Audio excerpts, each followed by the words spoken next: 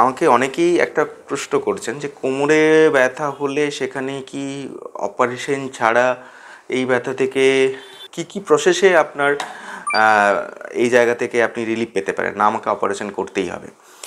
দেখুন, এই যে অপারেশন করতে হবে কি হবে না সেটা নির্ভর করে আপনার যে সিমটমের ওপর, বা আপনার যে কতটা ডিজিজ প্রোগ্রেশন হয়েছে।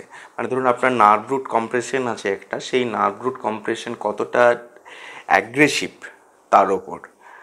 কোমরে ব্যথা অনেক রকম কারণে হতে পারে। ধরুন কিছু জায়গায় ফ্যাসেট জয়েন্ট, মানে কোমরের ফ্যাসেট জয়েন্ট ইনভলভ হয়ে আছে, বা এসআই জয়েন্ট ইনভলভ হয়ে আছে, বা কখনো একটা ডিস্ক প্রোলাপস হয়ে গিয়ে একটা নার্ভ রুটের ওপর কম্প্রেশন করছে, সেই থেকে আপনার ঝিনঝিন অবশ পায়ের দিকে যাচ্ছে। এইরকম যদি সিচুয়েশন হয়, তো আমরা ইন্টারভেনশনাল পেন ফিজিশিয়ান হিসেবে আপনাকে কি কি অফার করতে পারি?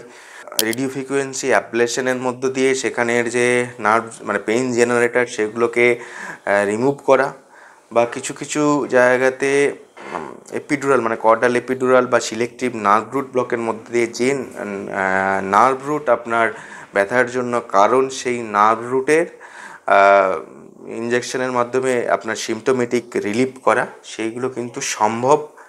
তাই সমস্ত জায়গাতে একটা আপনার কোমরে একটা প্রবলেম হচ্ছে মানেই যে আপনাকে অপারেশনের দিকে যেতে হবে তা কিন্তু নয়।